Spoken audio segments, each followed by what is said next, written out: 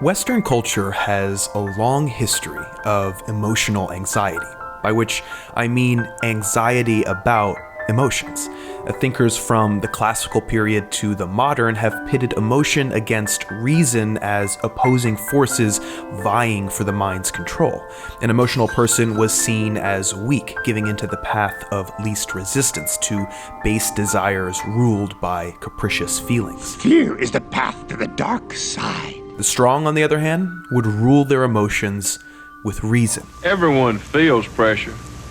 Winners don't let it show. Disney personified this struggle in a short 8-minute cartoon from 1943 called, aptly, Reason and Emotion. Within the mind of each of us, these two wage a ceaseless battle for mastery. The short is a lightly disguised propaganda piece heartening Americans against fear tactics used by the Axis powers in World War II, but it was nonetheless a point of reference for the Pixar team led by director Pete Docter, responsible for the film Inside Out. Docter's film is a far more nuanced take on the inner workings of the mind, appropriate for a post-Freudian, post-cultural revolution age when we're encouraged, ostensibly at least, to embrace emotions rather than urged to master them.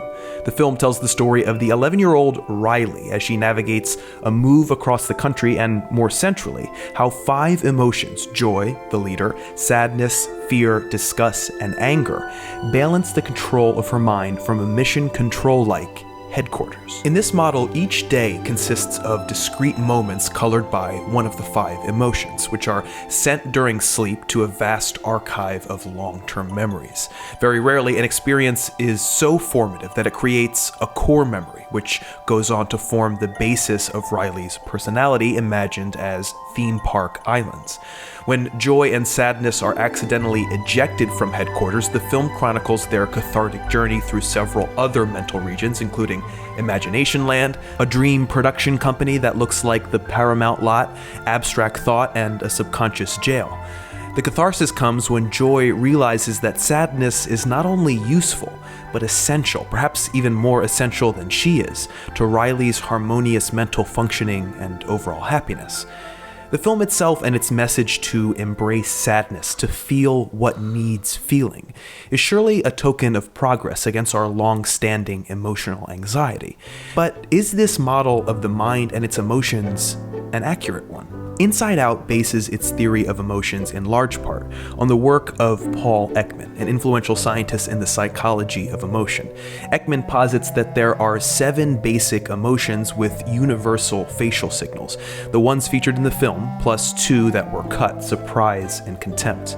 These basic emotions are ubiquitous the world over, Ekman says, and can be read on the faces of anyone, whether that's by an astute listener or facial recognition software like those Ekman has helped develop, controversially for security and marketing uses.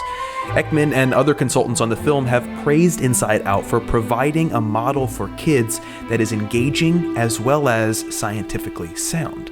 But though Ekman's model may be the dominant one in the psychology of emotion right now, it's by no means the only. Indeed, the field is a far more fractious one than the film's scientific consultants let on. Inside Out seems to suggest that a child's experiences will be defined by whichever emotion is at the helm. What's more, that overall personality, determined by colored core memories, has an emotional driver.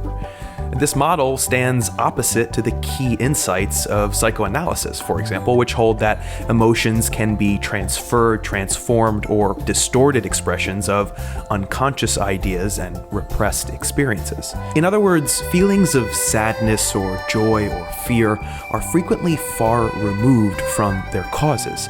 Understanding them as specific entities is troublesome because they're often not what they seem to be, which is to say that understanding emotion as the driver and not the expression of ideas and experience may ignore underlying causes. Indeed, the idea that emotions or memories can be separate or discrete in any way is a dubious one. The film itself begins to challenge this at the end when the control panel in headquarters is expanded to fit all the emotions and when the memory orbs start to reflect mixed experience.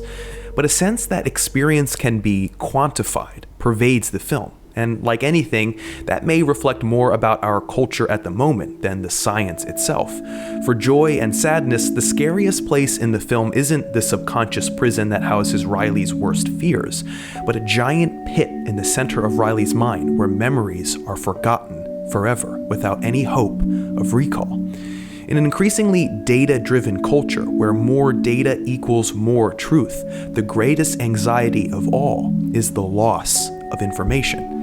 And the headquarters of Riley's mind does feel a bit managerial with its control panel and user manuals, and Riley a bit like an automaton controlled by a highly sophisticated technocratic operation. The decision-making process is a bit wonky too, since the latest neuroscience tells us that the frontal lobe enacts a kind of executive function that mediates between the emotions in the limbic system and higher cognitive functions like reflection and critical thinking, obviously not always in favor of the latter. Maybe at this point you're saying the same thing as the voice in my own head. It's a kid's movie. It's a comedy. And that's very true. And the director, Pete Docter, has never held this film up as an academic or therapeutic tool. He admits the need for poetic and comedic license. Adding an executive function like the kind I just mentioned, for example, would no doubt make the film too complex, as would any number of other things like the two basic emotions he left out or any other emotion. I don't think his dramatic instincts can be questioned here. Under the premises of the emotional model that Inside Out presents, the narrative unfolds with grace, subtlety, and intense poignancy. I'll leave the formal critique to someone else, but there's no doubt that this is masterful filmmaking. I had the tears to prove it. But it does raise questions about the effect of popular models of the mind. Pixar tells stories so mythic and archetypal and so well that it's all but impossible not to internalize some of their elements, especially for kids.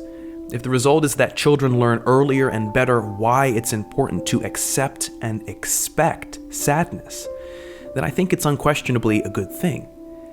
But sadness and joy and fear and disgust and anger are not discrete things or self-contained or even fully internal. Neither are personality traits or, for that matter, personalities. Any model of emotion is going to reflect a split between biology and culture, between neuroscience and theoretical psychoanalysis. Don't let anyone tell you that that debate has been decided one way or the other. There are as many emotional theories as there are emotional psychologists. What's interesting and ironic about Inside Out is that Riley may come off as a bit robotic, but a more complex and complete framework for the inner workings of the mind can be found in Joy herself, a character who questions and reflects, who turns inward, not to another smaller headquarters, but a cauldron of indistinct compounds of feeling, influenced by chemistry, situation, and other people. Inside Out may not be perfectly accurate, but the film inspires something more important than that, something that doesn't require scientific exactness. Emotional intelligence. It is a sunny day outside right now. Hey everybody, thanks for watching. I love Pixar generally, but I love this movie just because it gives you so much to dig into and explore, and I had a lot of fun making this and putting this together.